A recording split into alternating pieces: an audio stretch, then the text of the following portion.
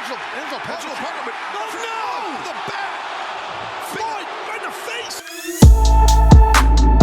Now, I'd been waiting for this match. I thought that Jericho was going to win the match. I felt a solo riot brewing deep inside of me. But my favorite part of this entire match was when Chris busted out the walls of Jericho on Ricky, and even when Matt and Angelo were being cheating turds with a face shot to Ricky, Ricky still did not tap out. He stayed strong and he got out of the move. Yes, Starkey Baby got the juice. The fact that he put Chris Jericho away with a spear. Did the whole entire JAS, including TJ, have to come out after Ricky won to beat him up? Did they have to throw Ricky Starks into a table? No, but they did though. And I do like Action Andretti, but based off what happened last night, maybe he should have stayed in the back so he could have avoided that beatdown.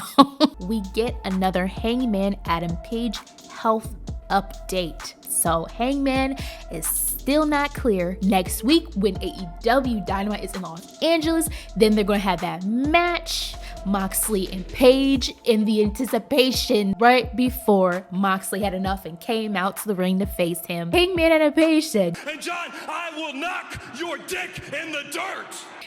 I haven't heard that phrase in so long. I'm gonna knock your dick in the dirt. Moxley wasn't having none of that, coming out to be face to face with Hangman Adam Page, all up in each other's faces and not throwing hands at all, no pushing, no nothing. Oh my gosh, that was so good. Let me say this, though I do like Hangman Adam Page, he just cannot, when it comes to his promo work, he has to get really pissed off like he was with CM Punk. Yes, I said it. When he's not to that point, he just cannot hold a candle to Jon Moxley when it comes to verbal sparring sessions in the ring. It's just not the same. But the whole "I will knock your dick in the dirt," that was gold. This match was fun, especially with all the interferences that was in it. I literally had to stop myself I freaked out when Jay Lethal and Jeff Jarrett won the tag team belts. Cheating, of course. Aubrey came out and was like, "Nope. Cheating. Even though Tony Nese did come out swinging, like fresh out the gate, just ready to go swinging, Bryan destroyed Tony like he did. That was going to be a given. He's in his home state, Washington. So like there's no chance for Tony to win. Like that wasn't going to happen. And then you get in the LaBelle lock, like you're done for. You're donezo. But let's talk about this Bryan Danielson and MJF segment, because we all know MJF is always ready to run away from a challenge, especially when it comes to Bryan Danielson. I mean, you saw the old track star, what he did after he won that match against Ricky Starks, what he did when Bryan Danielson came out. He was out. I'm liking the stakes now at this point with this match that's going to be coming up for Revolution. So a 60-minute Iron match. But in order for Bryan to be able to have a match with MJF for the AEW World Championship, Bryan has to go through every person that he is put up against from now until February 8th and beat them. Don't think that's going to be a problem for Bryan at all. Knowing MJF, he's going to do some sneaky-ish. We already know. Danielson is going to freak MJF up and push him to the limit. Yo, let me share something funny with y'all. So you guys remember when MJF, I'm just going to read the quote. It was like, if Lance Storm and Dean Malenko were somehow able to procreate, their kid will still be more charismatic than you, talking to Bryan Danielson.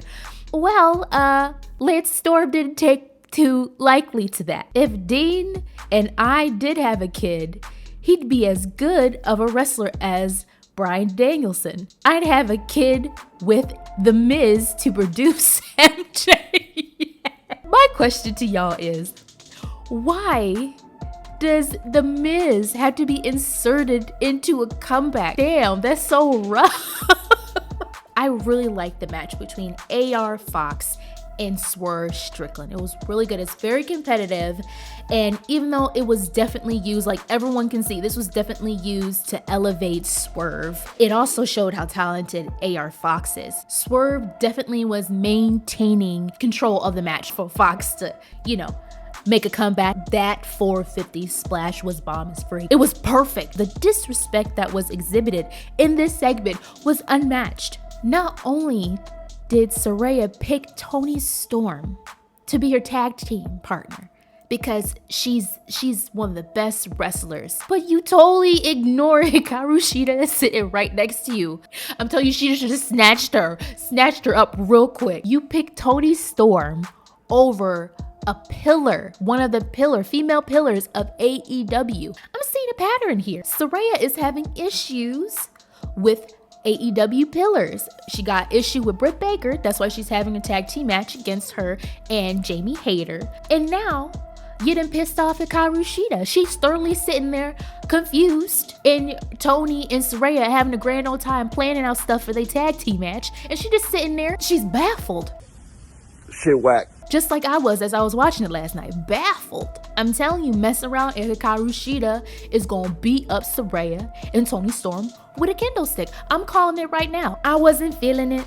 Didn't really care about it. I just wanted to see how this whole storyline with Red Velvet and Jade Cargill was going to progress. I feel like Red Velvet is on the verge of being officially fed up.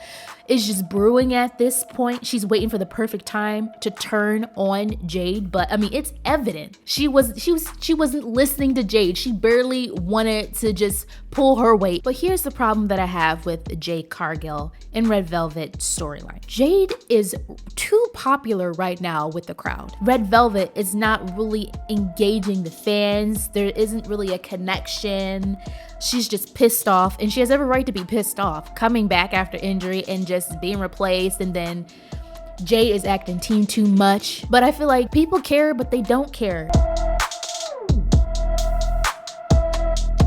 This match was an experience, to say the least. I didn't know what to think.